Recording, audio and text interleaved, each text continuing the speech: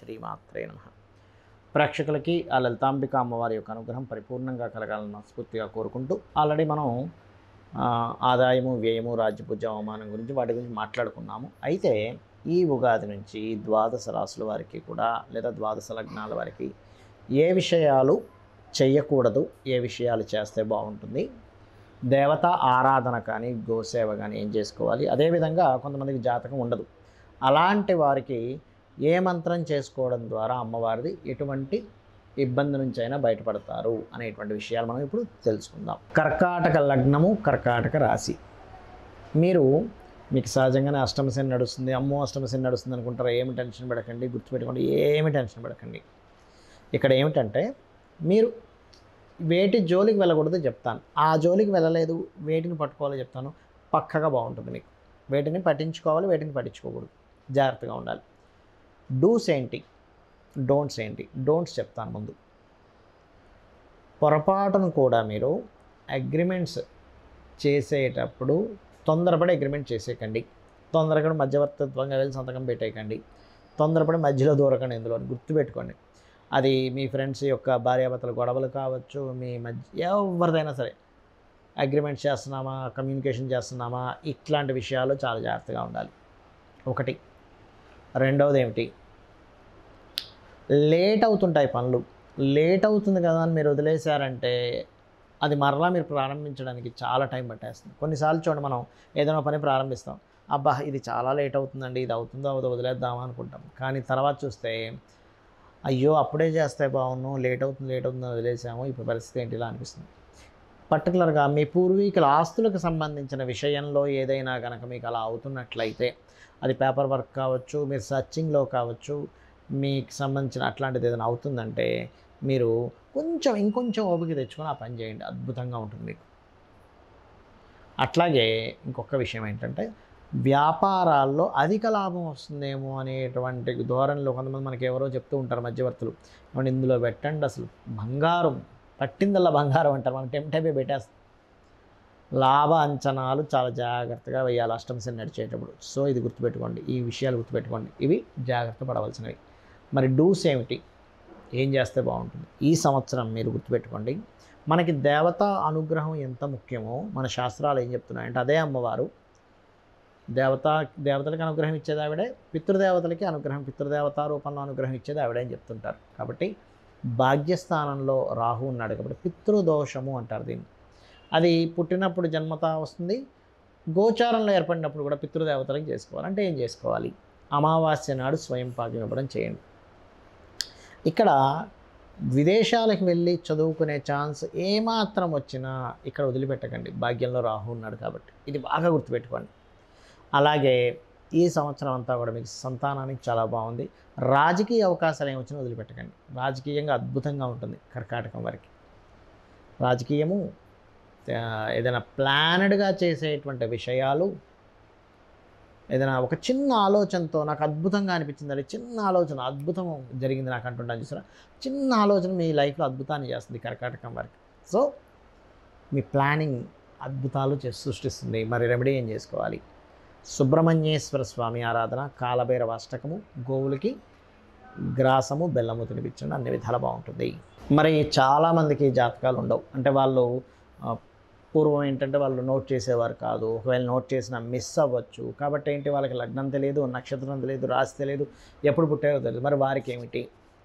మరి అలాంటి వారికి కూడా ఉందా జ్యోతిషాస్త్రంలో అంటే, అమ్మవారిని కనుక మీరు పట్టుకున్నట్లయితే మీ జాతకం ఎలా ఉన్నా సంబంధం లేదండి. జాతకం ఎట్లా ఉన్నా, ఏళ్ళనాడు శని నడుస్తున్నా, సర్పదోషాలున్నా, ఏ దోషం ఉన్నా ఏం కాదు. అయితే దానికి పర్టికులర్ ప్రాబ్లంకి పర్టికులర్గా ఏ మంత్రం చేసుకోవాలో చెప్తాను. ఇది కనుక మీరు చేసుకోగలిగితే, నాకు ఈ ప్రాబ్లం ఉందండి, అమ్మవారిది ఈ మంత్రం చేసుకోగలిగితే అమ్మవారే రక్షిస్తుంది, మీరేమి టెన్షన్ పడక్కర్లేదు. గుర్తుపెట్టుకోండి, ఏమిటది చెప్తాను. ఒకటి, మీకు మీరుగా ఎదగలేకపోతున్నారు అనుకుందాం, కాసేపు ఎన్నో సంవత్సరాల నుంచి ఇదే ప్రాబ్లం అండి నాకు అని అనుకున్నప్పుడు మీరు చేయవలసింది ఏమిటి అంటే, ఒకటే గుర్తుపెట్టుకోండి, రక్షణ కావాలి. ఎదగాలంటే ఎవరు కావాలి? ఇప్పుడు చూడండి, ఎవరినైనా ఒక పెరగాలి, విశ్వంలో చూడండి, ఒక పక్షి, చిన్న పిల్ల పక్షి పెరగాలంటే ఏంటి, తల్లి ఫీడింగ్ ఇస్తూ ఉంటుంది. జీవుల్లో కూడా మనుష్యుడు కనుక ఒక స్టేజ్ వరకు రావాలంటే తల్లి నిత్యము చూసుకుంటూ ఉంటుంది. అంటే ఏంటి? శ్రీమాత్రే నమః. ఇది చేసుకోండి చాలు, ఇంకేం అక్కర్లేదు. మీకు ఒక రక్షణ ఏర్పడుతుంది. సరేనండి పెరిగాను, నాకు ఇక్కడ మరి సంపాదన కావాలి కదండి అన్నప్పుడు ఒకటే గుర్తుపెట్టుకోండి, ఓం ధర్మాధార ధనాధ్యక్ష ధనధాన్య వివర్ధిని ఈ మంత్రం చేసుకోండి చాలు. లేదు ఓం సంపత్కరై సమారూఢ సింధుర వ్రజసేవితాయ నమః ఏ మంత్రమైనా గుర్తుపెట్టుకోండి. మినిమం 40 మినిట్స్ చేయాలి మినిమం. ఇంకా మ్యాక్సిమం మీ ఇష్టం, మీ భక్తి మీ ఇష్టం, మీ యొక్క భక్తి అంతా కూడా గుర్తుపెట్టుకోండి. అలాగే మరి నాకు నేను ఏ మాట మాట్లాడినా నాకు మిస్కమ్యూనికేషన్స్ అవుతున్నాయండి, నాకేంటో అర్థం కావట్లేదు, సహకరించే వాళ్ళు లేరు, నాకు అసలు బ్రతకాలం లేదు, ఎవరితో మాట్లాడినా ఎవరిని కదిపినా నా తప్పు చూపిస్తున్నారు, మరి దీనికి ఏమిటి అంటే దీనికి అద్భుతమైన మంత్రం ఉంది లలితా సహస్రనామాల్లో. అదేమిటి అంటే ఓం కర్పూర వీటికామోద సమాకర్ష దిగంతరాయై నమః. రైట్. మరి కొంతమందికి ఇల్లు కట్టుకుందాం అనుకుంటారు, మరి ఈ సంవత్సరమైనా అవుతుందో లేదో, కనీసం ఇల్లు కట్టుకోగలనో లేదో, స్థలం కొనుక్కోగలనో లేదో, మరి ఇంట్లో ఏదో వాస్తుదోషం ఉందండి, దీని పరిస్థితి ఏమిటి, నాకు ఎట్లాగో ఈ సంవత్సరం ఎలా గడవాలి నాకు అర్థం కావట్లేదు అనుకున్నప్పుడు ఒకటే గుర్తుపెట్టుకోండి. ఇంట్లో వాస్తుదోషం ఉందనుకోండి, మణిద్వీప వర్ణన చదివిపించండి. మీరు చదవలేరు, కనీసం వినండి సరిపోతుంది. లేదు ఇల్లు కట్టుకోవాలనుకుంటున్నాను, ఇంట్లో ఉన్న దోషాలు కూడా పోవాలనుకుంటే ఒకటే గుర్తుపెట్టుకోండి, ఓం వదనస్మర మాంగళ్య గృహతోరణ చిల్లికాయై నమః చేసుకోండి సరిపోతుంది.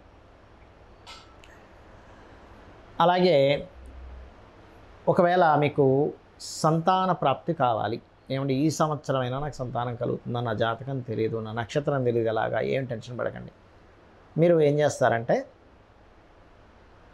ఒకటే గుర్తుపెట్టుకోండి, ఓం దిగంబర దిగంబర శ్రీపాదవల్లభ దిగంబర లేదా దత్తాత్రేయ చరిత్ర పారాయణం చేయొచ్చు. కుక్కలకి, మీ వీధి కుక్కలకి బిస్కెట్స్ బ్రెడ్ ఏదైనా వేస్తూ ఉండండి. అలాగే దీనికి కూడా శ్రీమాత్రే నమః బ్రహ్మాండంగా పనిచేస్తుంది, ఎందుకంటే తల్లిదనం కావాలి కదా అందుకని. అలాగే రుణాలు ఎక్కువగా ఉన్నాయండి, ఈ సంవత్సరం ఏం తీరుతుందా లేదా, ఓం అపర్ణాయై నమః అద్భుతంగా పనిచేస్తుంది. అలా కాదండి నేను కొన్ని సంవత్సరాల నుంచి వెయిట్ చేస్తున్నాను, వివాహం అవ్వట్లేదు కానీ నా జాతకం తెలియదు, ఎలాగా జాతకంలో తెలిసినా కూడా ఎన్ని పరిహారాలు చేసినా అవ్వట్లేదు. భక్తిగా కనుక మీరు భక్తి శ్రద్ధలతో అమ్మవారిని తలుచుకొని, అమ్మ నాకు వివాహం అవ్వాలి, నువ్వు ఉన్నావు నాకేంటని చెప్పి మీరు కనుక చేయగలిగితే మంత్రం ఏమిటి అని చెప్పి చూసుకున్నట్లయితే కామేశబద్ధ మాంగళ్య సూత్రశోభిత కందరాయై నమః. మరొక కొంతమందికి వివాహం అయింది కానండి మాటికి గొడవలు అవుతున్నాయి అన్నప్పుడు మీరు శివకామేశ్వరాంకస్త శివాస్వాధీన వల్లభాయై నమః చేసుకోవచ్చు. లేదా మందస్మిత ప్రభాపూర మధ్యత్ కామేశ మానస కూడా చేసుకోవచ్చు. అద్భుతంగా ఉంటుంది వాళ్ళ జీవితం అలా కనుక చేయగలిగితే. అలాగే మరి గండాలు ఉన్నాయండి, ఏం చేయాలి, నాకు ఫలానా గండం ఉందని చెప్పారు, ఆ గండం చెప్పారు, ఈ గండం, ఏం టెన్షన్ పడకండి. దుర్గా అమ్మవారు మిమ్మల్ని గండాల నుంచి బయటపడేస్తుంది. ఓం దుమ్ దుర్గాయ నమః గుర్తుపెట్టుకోండి. లేదా సుబ్రహ్మణ్యేశ్వర స్వామి అష్టకం చదువుకోవచ్చు. మరి నాకు మూలధనం లేదు, లేదా నేను ఒక ఉన్నత చదువులు చదువుదాం అనుకుంటున్నాను, అలాంటప్పుడు మీరు చేయవలసింది ఏంటంటే హయగ్రీవ స్తోత్రం లేదా ఓం హయగ్రీవాయ నమః అనుకోవచ్చు. లేదా రాజరాజేశ్వరి అమ్మవారి యొక్క స్తోత్రం చేసుకోవచ్చు. ఇవి కనుక చేసుకున్నట్లయితే ఖచ్చితంగా బాగుంటుంది. మరియు దీంతోపాటు మరి ఉద్యోగం లేదండి, ఉద్యోగ ప్రాప్తి కావాలండి అని అనుకున్నప్పుడు ఒకటే గుర్తుపెట్టుకోండి, ఓం మాణిక్య మకుటాకార జానుద్వయ విరాజితాయై నమః.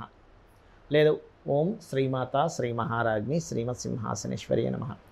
ఉద్యోగం కాదండి నాది వ్యాపారము, వ్యాపారంలో బాగా లాభాలు రావాలి, ఏం చేయాలి, ఒకటే గుర్తుపెట్టుకోండి, తమలపాకులు చక్కగా ఒక 21 కానీ 41 కానీ తమలపాకులు అమ్మవారి దగ్గర పెట్టి ఒక మంత్రం చెప్తాను. ఏమిటది అంటే ఓం ఇంద్రగోప పరిక్షిప్త స్మరతూనాభజంగికాయై నమః అని ఇచ్చేసి ఒక 40 మినిట్స్ చేయండి అమ్మవారి దగ్గర పెట్టి. అమ్మవారు ప్రసాదంగా తీసుకుని వాటిని మనకి చూడండి తోరణం కట్టినట్టుగా మీ యొక్క షాపుకో మీ ఆఫీస్కో దేనికైనా తోరణంలా కట్టండి. అమ్మవారి శక్తితో మీకు ఆకర్షణ శక్తి వస్తుంది. ఎన్ని రోజులు చేయాలి, మీకు అభివృద్ధి ఎంతవరకు అయితే అన్ని రోజులు చేయండి. అడగంగా మనం ఆకలి వేసినప్పుడు 8 మెతుకులు తినాలండి, అడగంగా ఆకలి తీరే వరకు అలా తింటాం, ఇది కూడా అంతే.